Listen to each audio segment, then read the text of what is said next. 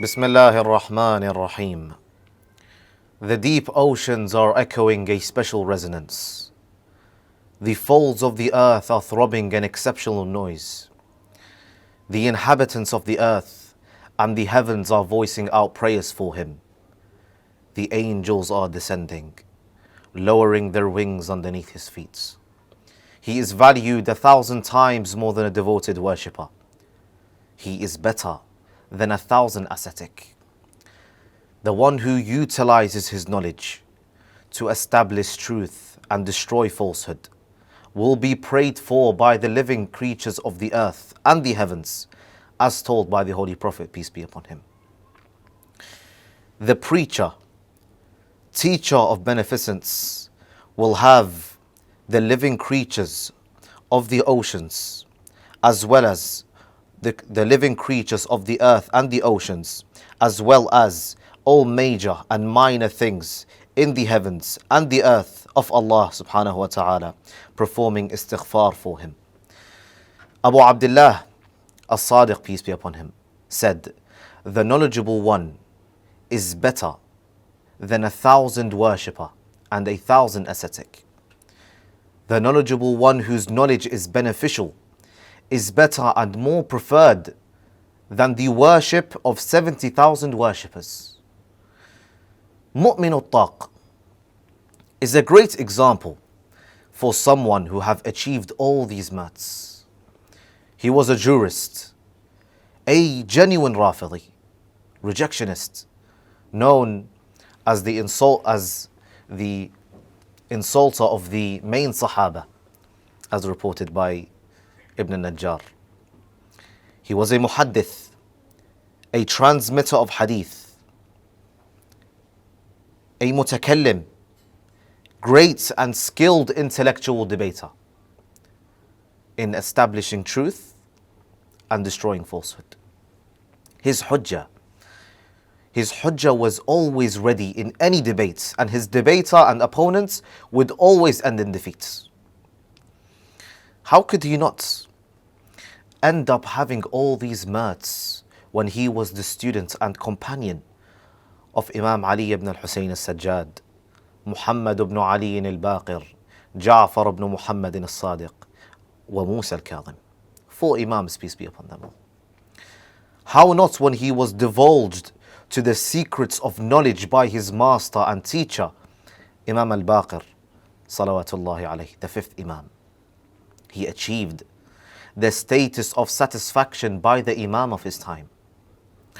Moreover, he achieved the status of being loved and preferred by the Imam of his time in his life and after his death. Imam al-Sadiq alayhi salam said, "The most beloved people to me, alive and after their death, are 4. Zurar ibn A'yan, Buraid, Muhammad ibn Abi Muslim, Muhammad ibn Muslim, wal-Ahwal, and al-Ahwal." Al-Ahwal is 𝗦𝗫𝗓𝗏. You may wonder why, how did he attain such a weird title, al-Ahwal? At the neighborhood of 𝗡q al-Mahamil, a neighborhood in Kufa, there was a money exchanging shop run by a man by the name of Abu Ja'far Muhammad ibn Ali ibn al-Nu'man ibn Abi Turayfat al-Bajali al-Kufi. He was titled al-Ahwal and 𝗦𝗫𝗓𝗏 in relation to 𝗡q al-Mahamil. He of course was an extraordinary expert in money exchanging. It was reported that a fake dirham was presented before him, and he was easily able to detect it fake, and thus he was called 𝗧𝗨𝗥𝗡𝗦, as reported by al-Kashfi. However, the reality, and also admitted by Ibn Hajar al-Asqalani, al-Dhahabi, as well as al-Mirzawi al-Khurasani, that he was called 𝗧𝗨𝗥𝗡𝗦 because he defeated Abu Hanifa. Abu Hanifa, one of the Imams of Ahlul Khilaf. He defeated Abu Hanifa and Sufyan al-Thawri in a debate. And thus, due to his outstanding intelligence, he was called Shaytan al-Taq by Abu Hanifa for the first time.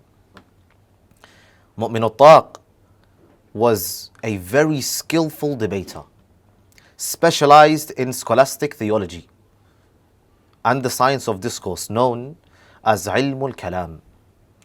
He was one of few that Imam al-Sadiq, peace be upon him, selected and entrusted to engage with the scholars of the opponent sect and debate them, whilst he prevented the majority of his companions from doing the same.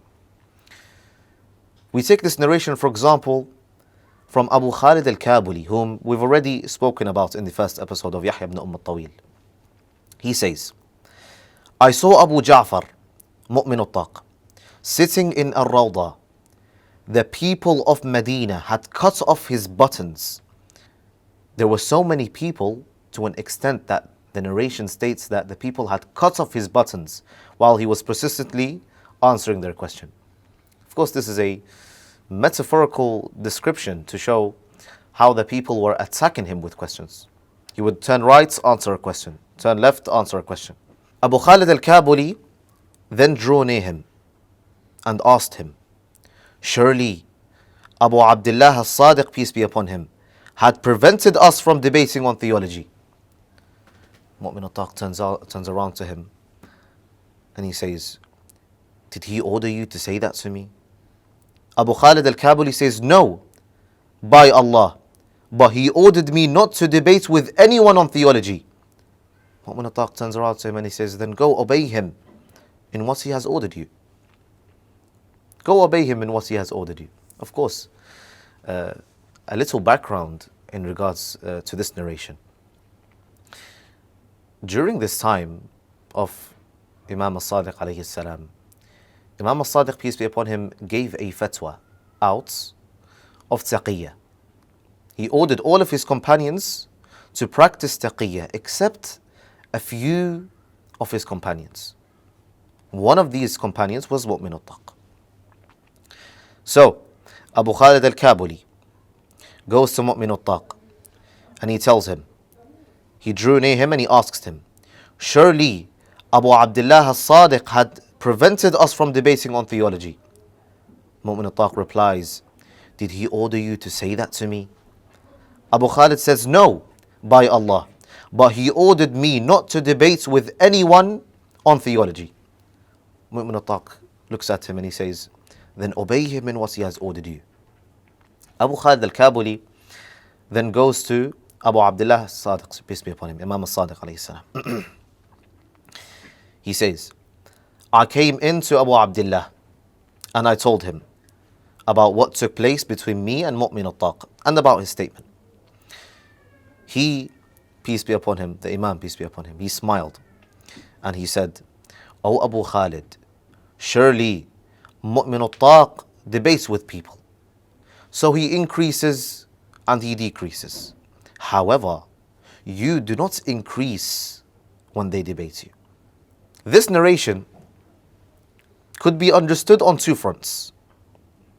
One is that Mu'min al-Taq was able, even when cornered, even when he decreases in a debate, even when cornered, he is able to fly and overcome his opponents.